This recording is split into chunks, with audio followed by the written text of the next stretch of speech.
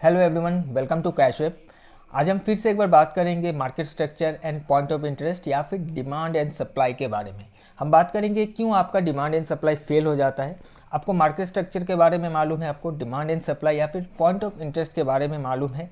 आप अपने point of interest पर एंट्री लेना चाहते हो, प्राइस वहाँ पर आता है बट आपके लेवल को रिस्पेक्ट नहीं करता है एंड आपके ऑपोजिट में क्यों ब्रेक हो जाता है, ब्रेकआउट या फिर ब्रेक डाउन हो जाता है। राइट, तो इसी पर ही हम बात करेंगे क्योंकि काफ़ी लोगों को इस चीज़ पर परेशानी हो रहा है, मैं देख पा रहा हूँ, जिस वजह से मैंने सोचा कि एक बार फिर से आपको इस चीज़ को समझा पाऊँ।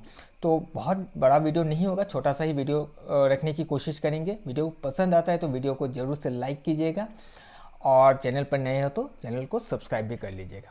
ओके, सो यहाँ पर अगर आप देखोगे तो एक इस एरिया पर अगर आप देखोगे तो एक हायर हाई हायर लो का स्ट्रक्चर हमें देखने के लिए मिल रहा है। राइट, आपको भी मिल रहा है यहाँ पर हायर हाई लो। आपको मालूम है कि ये स्ट्रक्चर ऊपर गया हुआ है ब्रेकआउट करते हुए। यहाँ पर हमें एक ब्रेकअप स्ट्रक्चर देखने के लिए मिला। अब जब ऐसा हुआ है, पॉइंट ऑफ इंटरेस्ट आप ढूंढ कर निकालते हो वो कहाँ पर है? ये लास्ट कैंडल जहाँ से एक इम्पल्स मूव, एक आईएफसी या फिर एक मोमेंटम कैंडल हमें देखने के लिए मिला है। अगर आप इस कैंडल को हम ड्रॉ करेंगे, एक रेंज को बनाएंगे, इसको आप रेंज बनाते हो एंड इसी कैंडल पर एंट्री को प्लेस करते हो कि प्राइस यहाँ पर आएगा एंड यहाँ से प्राइस बाउंस करके ऊपर चला जाना चाहिए। तो मैं यहाँ पर क्या करता हूँ, एक लाइन को ड्रॉ कर देता हूँ। चलिए इसी का पूरा रेंज को मैं ले लेता हूँ। Okay fine. अब देखिए प्राइस नीचे आया, यहाँ पर आया, आपका जो भी अपर वाला लेवल था इसको हिट नहीं किया, इसके आसपास से प्राइस फिर से बाउंस करने की कोशिश किया, लेकिन फाइनली ये ब्रेक डाउन करके प्राइस नीचे आ गया। अगर आपका यहाँ पर एंट्री प्लेस होता, आपका ऑर्डर ट्रिगर भी होता, तुरंत ही आपका यहाँ पर स्टॉप लॉस हो जाता। राइट, ये स्टॉप लॉस हो जा रहा है। ये क्यों हो रहा है? क्या रीज़न है कि आपका जो भी पॉइंट ऑफ इंटरेस्ट है या फिर जो भी सप्लाई एंड डिमांड वाला एरिया है वो फेल हो जा रहा है। आपका मार्केट स्ट्रक्चर का जो ब्रेकआउट है या फिर जो ट्रेंड है वो भी देखने के लिए मिल रहा है, फिर भी फेल हो जा रहा है। इसका रीज़न ये है कि आप हमेशा जब इंट्राडे में ट्रेड करते हो एक माइक्रो टाइम फ्रेम को ही आप फॉलो करते हो, आप इससे ज़्यादा ऊपर नहीं जाते हो, जिस वजह से ये चीज़ आपको देखने के लिए मिलता है। तो सबसे पहले अगर आप इंडियन मार्केट में काम करते हो तो मैं बताना चाहूँगा कि एक बार तो सबसे पहले डेली को ज़रूर से चेक कीजिएगा और उसके बाद एटलीस्ट 15 मिनट्स को भी चेक करने की कोशिश कीजिएगा। इसके ऊपर 4 आवर्स का देखने का कोई मतलब नहीं बनता, क्योंकि 6 घंटे का मार्केट ही है, 4 आवर्स या 1 आवर्स का देखने का कोई ज़रूरत नहीं है। सो 15 मिनट्स को एक बार ज़रूर से चेक कर लीजिएगा एंड ओवरऑल एक लार्ज पिक्चर को सबसे पहले देखने की कोशिश कीजिएगा। अब अगर हम इसको देखें, मैं इसको 4 आवर्स में लगाता हूँ क्योंकि ये गोल्ड का चार्ट है और मैं सब चीज़ डिलीट करता हूँ। अब यहाँ पर देखिए, मैं बहुत पीछे से हम नहीं देखेंगे, जहाँ तक हमें चार्ट नज़र आ रहा है हम सिर्फ वहाँ तक ही देखकर चीज़ों को समझने की कोशिश करते हैं। तो यहाँ पर देखिए ये हमारे पास एक टॉप है। राइट, तो उसके पहले अगर हम देखें तो कुछ इस तरीके से हायर हाई हाई लो बनाते ऊपर जा रहा है। ये स्ट्रक्चर को ब्रेक कर करके ऊपर जा रहा है, अपने लोस को ऊपर शिफ्ट कर रहा है। प्राइस फिर से यहाँ से नीचे आ रहा है, फिर लोअर हाई बनाते हुए नीचे आकर यहाँ पर आकर एक लो बनाया और अपना लास्ट जो हायर लो था, जहाँ से ये टॉप बना है, वो हायर लो को इसने ब्रेक कर दिया। यानी कि इस जगह पर मार्केट ने अपने स्ट्रक्चर को शिफ्ट कर दिया डाउन साइड में। राइट, जब ये मार्केट स्ट्रक्चर को शिफ्ट कर दिया, कहीं ना कहीं यहाँ पर क्या हो गया, एक वीकनेस आ गया है मार्केट में।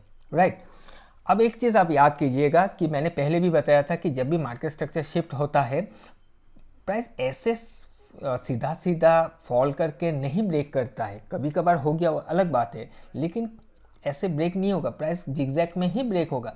यहाँ पर प्राइस जिगजैग से ब्रेक किया। जब भी जिगजैग से ब्रेक करता है, मैंने बताया जो पहला जिगजैग का हाई होगा, जो टॉप वाला कैंडल होगा, अगर वहाँ पर कोई पॉइंट ऑफ इंटरेस्ट या इम्बैलेंस है, वो बहुत इंपॉर्टेंट रोल प्ले करता है। मैंने ये चीज़ आप लोगों को बताया था। ये अगर आप लोगों ने नहीं देखा है तो मैं एक बार फिर से मैं इस चीज़ को बता दिया है। अब देखिए यहाँ पर क्या हुआ कि प्राइस ब्रेक डाउन करके नीचे आ गया, वीकनेस एक आ गया है। प्राइस जब फिर से ऊपर जा रहा है, ऊपर गया तो यहाँ पर फिर से एक स्ट्रक्चर को ब्रेक किया, यानी कि जब गिर रहा था, जो हाई था, लोअर हाई था, उस लोअर हाई को फिर से ऊपर के साइड में ब्रेक कर दिया। अब हमारे पास तो ये वाला एरिया है, अभी भी इम्पॉर्टेंट एरिया ये वाला है, ठीक है, कोई बात नहीं। प्राइस ऊपर गया, ऊपर जाने के बाद देखिए फिर से धीरे धीरे करके गिर रहा है, और यहाँ पर आकर ये जो लो था, इसके ऊपर एक हायर लो बनाते हुए प्राइस फिर से ऊपर गया एंड इसके ऊपर जाकर एक नया हाई बना दिया। इस बार जाकर प्राइस ने अपना ये जो भी इम्पॉर्टेंट एरिया था इसको जाकर हिट किया। सबसे पहले इस वाले हाई को ब्रेक किया, ब्रेक करके रिट्रेस किया, रिट्रेस करके एक हायर लो का फॉर्मेशन बनाते हुए एक नया हाई बनाया एंड इस वाले इम्पॉर्टेंट एरिया को इसने जाकर हिट किया। अब मैं यहाँ पर जो भी पॉइंट ऑफ इंटरेस्ट है या फिर जो भी सेलिंग जोन है इसको मैं ड्रॉ कर देता हूँ ताकि हम आगे चीज़ों को समझ सकें। तो मैं यहाँ पर इसको ड्रॉ करता हूँ, इसका पूरा रेंज को मैं ले लेता हूँ इस वाले कैंडल का। ऑलराइट, सो यहाँ पर देखिए प्राइस ने अपना इस सप्लाई एरिया को जाकर हिट किया। अब एक चीज़ देखिए कि प्राइस यहाँ से ऐसे करके हाई लो करके ऊपर गया, स्ट्रक्चर ब्रेक किया, ऊपर गया, नया हाई बनाया, अपना सप्लाई एरिया को हिट किया। अगर सप्लाई एरिया को हिट किया है तो प्राइस में क्या होना चाहिए, फॉल होना चाहिए।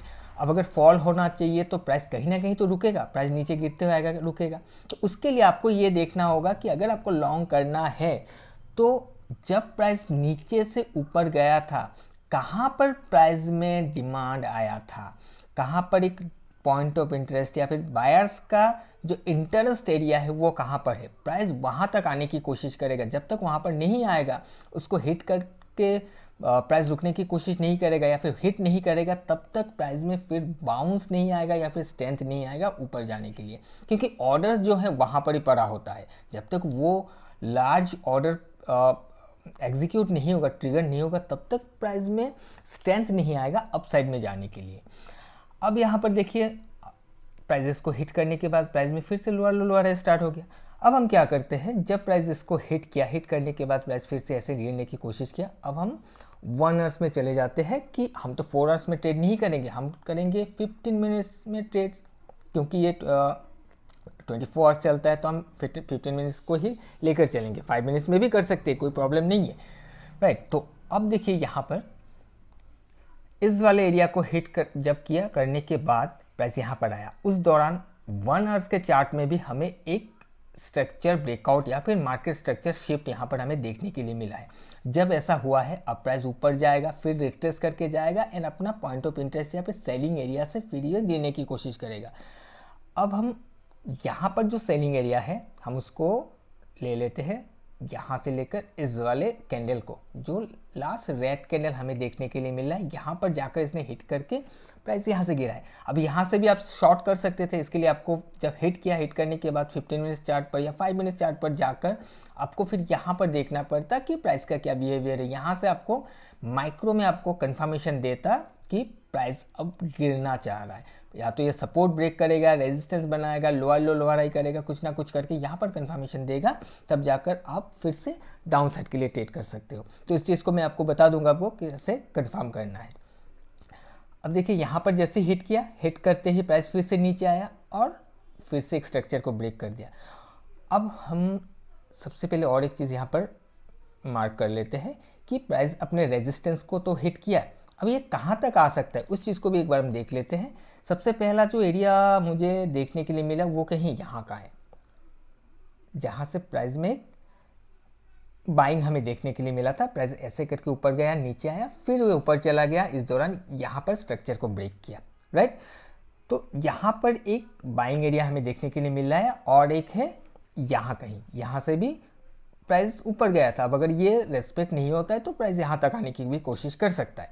तो सबसे पहला जो एरिया है ये है, तो यहाँ तक के लिए हमें वेट करना पड़ेगा कि प्राइस इसको हिट करने के बाद प्राइस क्या बिहेव कर रहा है। इसको हिट करने के बाद अगर कंफर्मेशन देता है तब जाकर हम लॉन्ग के लिए प्लान कर सकते हैं, उससे पहले नहीं कर सकते।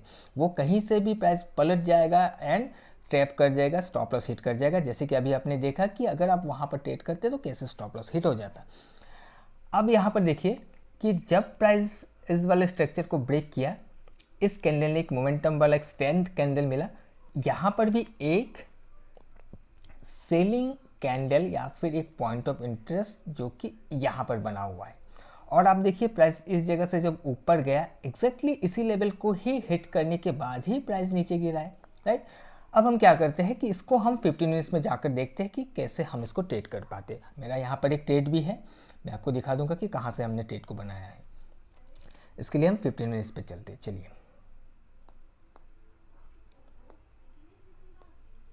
तो यहाँ पर देखिए कि प्राइस इसको जैसे हिट किया, हिट करते ही प्राइस नीचे आया। तो उससे पहले आप ट्रेंड को देखिए, प्राइस ऐसे करके ऊपर गया, हायर हाई हाई लो करके गया, फिर ऐसे गया, फिर से नया हाई बनाया। इस बार प्राइस ऐसे नीचे गिरा एंड अपने जो भी हायर लो था जहाँ से प्राइस ने ये वाला हाई बनाया उसको नीचे ब्रेक कर दिया। यानी कि माइक्रो में हमें एक मार्केट स्ट्रक्चर शिफ्ट देखने के लिए मिला, या फिर स्ट्रक्चर डाउन साइड में ब्रेक होता हुआ देखने के लिए मिला। जब ऐसा हुआ तो हमारा जो ऑर्डर प्लेस हुआ वो इस वाले कैंडल के लो पर, ये जो भी कैंडल आप देख रहे हो इस कैंडल के लो पर, क्योंकि यहाँ से भी अगर देखोगे एक सप्लाई एरिया बना हुआ है जो टेस्ट नहीं हुआ था, प्राइस इसको ब्रेक कर दिया, जो ऊपर गया यहाँ पर हमारा ऑर्डर एग्जीक्यूट हुआ और हमारा जो भी टारगेट था वो ये वाला एरिया टारगेट था, जो कि यहाँ पर ऑलरेडी हमें ये हिट हो चुका है ऑलरेडी, राइट।